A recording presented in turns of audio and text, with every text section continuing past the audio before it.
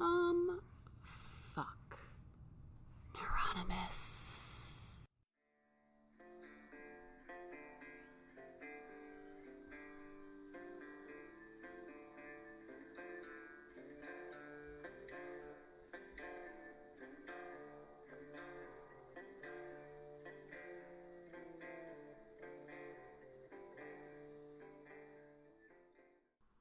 Hey, boys and girls, this is another episode of Neuronymous, and I hope you're feeling the holiday spirit.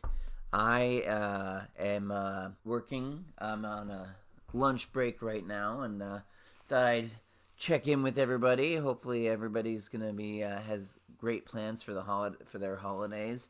I am not going to be working on Christmas. And, nothing says holiday spirit than stealing Christmas from another Gentile who has to work now. There's just, I get the warm fuzzies and the just a great big kick in the feels knowing that I have Christmas off and some Gentiles somewhere in their cubicle going, fuck, why do I have to work this holiday? Who got it and I didn't? Well, guess what? A Jew did.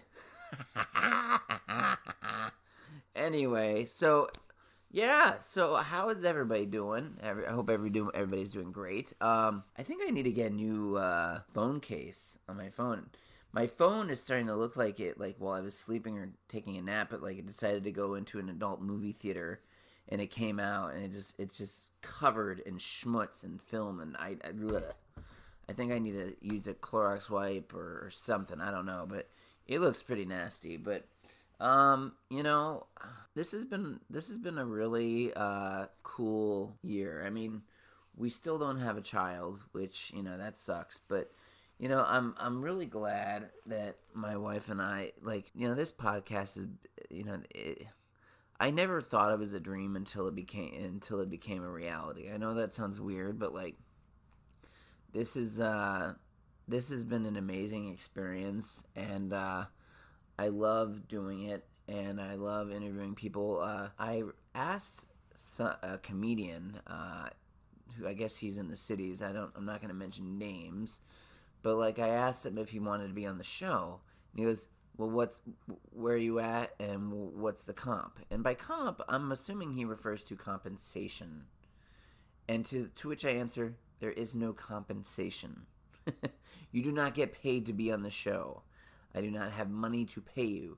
You do, however, if you have fans, out there, that want to hear you talk about your process, you will get free publicity. That I can guarantee you. I'm looking at my podcast, and I'm not getting big in the head, okay? I don't want you to think that, I'm getting cocky, because I'm not. But this is pretty cool. There are 996 downloads of my podcast in the United States alone. 38 in the United Kingdom, 9 in Mexico, 8 in Australia, 8 in Belgium, 6 in South Africa, 3 in Canada and Germany and Nepal, Philippines, 2 in Colombia, 2 in India, 2 in Morocco, and 1 in New Zealand and Slovakia. So you may not get you're not going to get a dime out of me, but people will listen. This may sound cocky, and it's really not meant to sound as such. I mean, I'm very humbled that so many people have really embraced this show. I know sometimes I tend to ramble on and I tell the same stories over and over again, but as long as you guys are listening, I'll keep doing this. This is great for me. And to be completely honest, I have not seen my therapist in 2 months, and I feel great. So by sharing all this stuff that's going on inside me, you guys are helping me.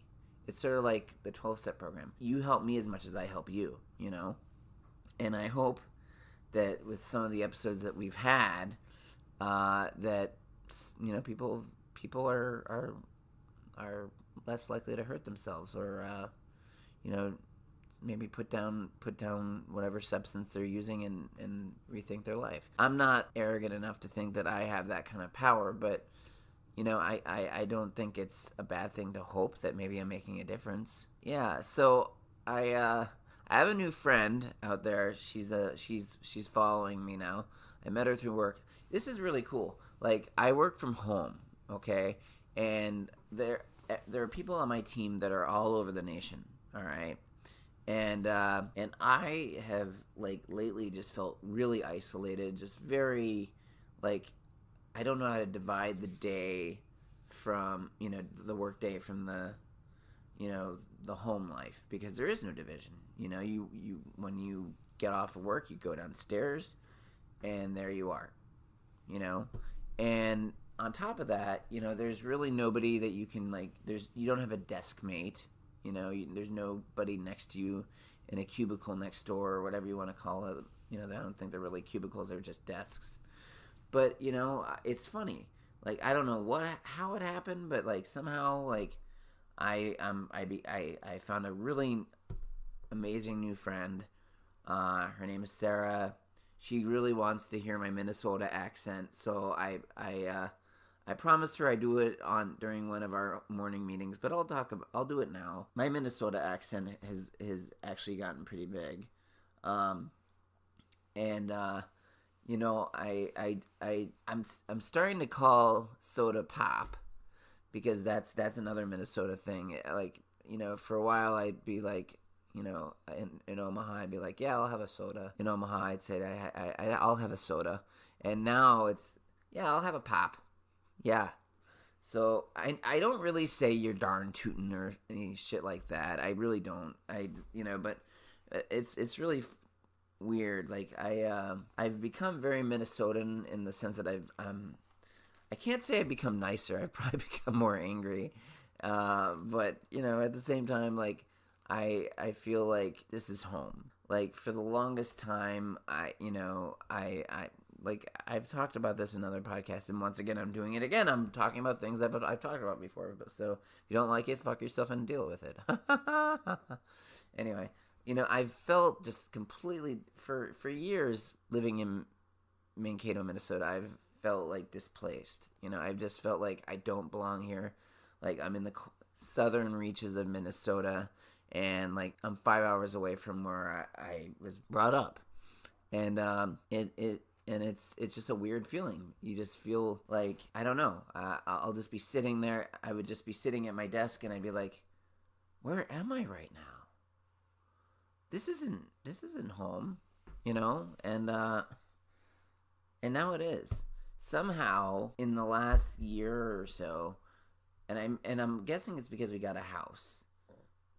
But this house, this town that is Mankato, has become my home. I was talking with Dusty Grant the other day about, how things have changed so much in Omaha. And the thing is, when I go to Omaha now, I don't recognize it. I mean, there are things that I see that used to be, that are still there, but it's not the town that I live in. It's not my home anymore. I mean, my parents are there. I have my brother from another mother, Derek, is there. But Mankato is my home now. I can't stress that enough. And the thing is, I'm blessed to have made a home with a wonderful wife. You may have noticed that was her voice at the very beginning. She gave me another little Hanukkah present by helping me with the new opening, which is basically just blatant profanity, but yeah, so Mankato is my home, and I'm really excited about celebrating the holidays. And I don't care if you're Jewish or Christian or whatever. I had a friend who posted saying that, like, saying season's greeting is lazy. I have mixed feelings about that. I think if you don't know the person, then saying, yeah, season's greetings is appropriate. I do. I think saying season's greetings is appropriate because, that encompasses a lot of different religions and faiths and, whatever. But if you get to know a person and you know that they're Jewish, yeah, say Happy Hanukkah. If you know somebody's Christian, say Merry Christmas. If you know somebody's saying pagan, somebody's a pagan or a Wiccan, burn them at the stake. I don't know. I'm just kidding about that last part. Getting back to my original, it's really been a blessing to have made a new friend that lives completely in Arkansas, which I used to live in Arkansas for a little while, so I know some of the lingo there, but it's just really nice to know that I'm not alone and I'm not just doing this job by myself, and there are people out there that actually give a shit about me, and not just the people that I worked with in Mankato that still live here.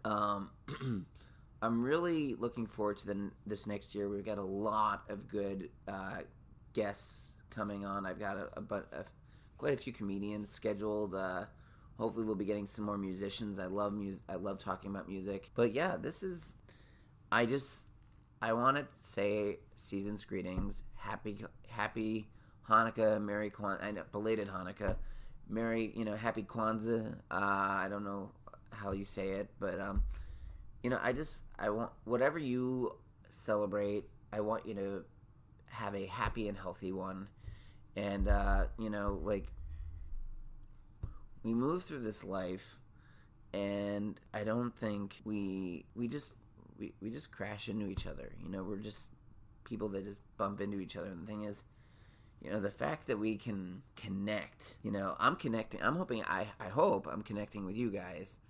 But the fact that you guys are connecting with me, following me, and, liking my page, whether it's on Facebook or on the actual, Neuronymous website, that's just huge for me. That makes me, it doesn't stroke my ego, but it makes me feel good knowing that you guys are out there and we're connecting. And we're connecting, and for the longest time, I always thought, what is anybody? I'd mumble. I used to have this teacher named Mr. Ritz. We're still friends on Facebook. He's a hell of a guy. He was like a social studies teacher, and he was a civics teacher. And I remember, he'd call on me in class, and I'd be mumbling, and I would mumble the answer, and he was like, "Hal, you're mumbling." And I do that because I didn't want people to hear me. I didn't have the confidence. And I didn't want people to hear me because I thought what I had to say didn't matter, that it was stupid. And the thing is, I have every right to say what I want to say and feel how I feel and express myself in any which way I want. I have every right to do that. Nobody can take that away from me, and nobody can take that away from you. Okay? Don't let anybody ever tell you that what you say doesn't matter. Don't go being a dick, obviously. Don't be a bitch, and say and do dicky things and bitchy things. But, say things that, just say what's in your heart, okay? Be honest. Because honestly, I could just be, when Dusty and I talked the other day, I didn't sugarcoat it. I told him straight up he was an asshole to me in school. You know what? If that's somebody that's bullying you in school or being a dick to you in school, you know what? Maybe you're too shy to say something now. But if you ever get the opportunity to confront them and call them on their bullshit, do it. And the thing is, Dusty turned out to be an amazing guy. I'm really glad we got the chance to catch up and talk. He's a spectacular human being. And yeah, like I said, just be who you are, as always. Say what you want to say. Use your best judgment as to what that is. But, just live your life and don't have any regrets. Don't regret the things that came out of your mouth, because they're already out, and all you can do is try and if you say something that hurts somebody, all right, I'm just gonna quote it. I'm gonna quote Louis C.K. All right, and I know he's got he's got a bad rap right now because he yanked his dick in front of a bunch of women, many years ago. Which again, I thought his apology was contrite. But, that's not, I was not victimized by it, so I cannot say that, I can't minimize or minimalize what those women went through. That's not for me. That's not my part. That, and he owned up to it, and I thought that was pretty swell on his part. But, where somebody could have been like, no, I didn't do it. Like Bill Cosby was a fucking piece of shit, and I hope he rots in prison and his dick falls off. Sorry.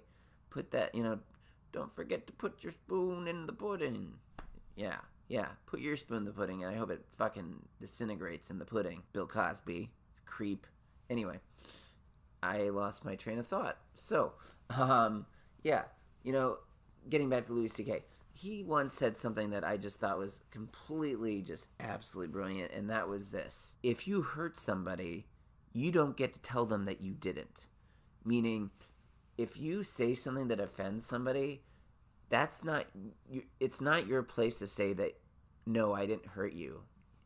There were times where my mom's, and I'm not trying to bash my mom again, but I'm just using this as an example.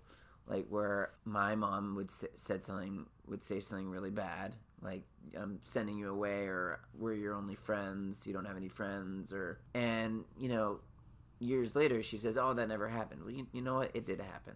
You said those things, and it hurt.